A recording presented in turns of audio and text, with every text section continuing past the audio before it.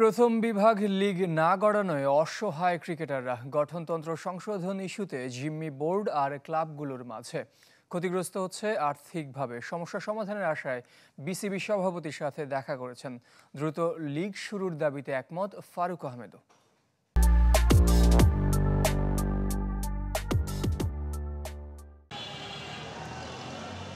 গঠনতন্ত্র সংশোধন ইস্যুতে ক্রিকেট বোর্ড আর ক্লাবগুলোর মাঝে জিম্মি ক্রিকেটাররা। অনির্দিষ্টকালের জন্য বন্ধ প্রথম বিভাগ ক্রিকেট লিগ।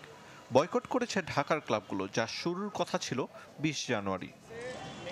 নাজমুল আবেদিন ফাহিমের নেতৃত্বাধীন গঠনতন্ত্র সংশোধন কমিটির খসড়ায় ক্লাব ক্যাটাগরিতে পরিচালকের সংখ্যা ব্যাপক হারে কমানোয় এমন বিপত্তির শুরু। এমন পরিস্থিতিতে আর্থিকভাবে ক্ষতিগ্রস্ত ক্রিকেটাররা, তাদের ক্যাম্প ছেড়ে দিতে বলেছে ক্লাবগুলো।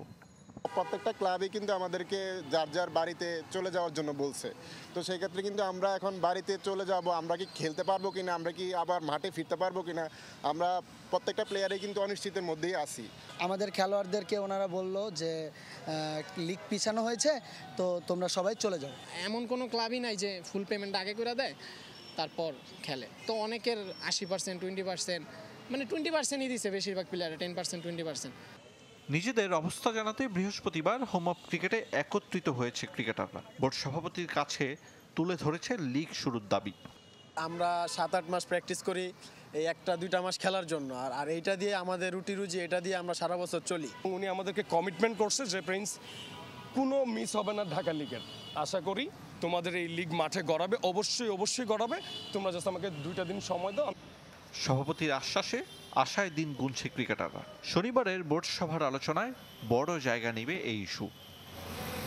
তবে আদতে কবে আলোর মুখ দেখবে প্রথম বিভাগ ক্রিকেট লিগ, সে প্রশ্নের উত্তর অজানা।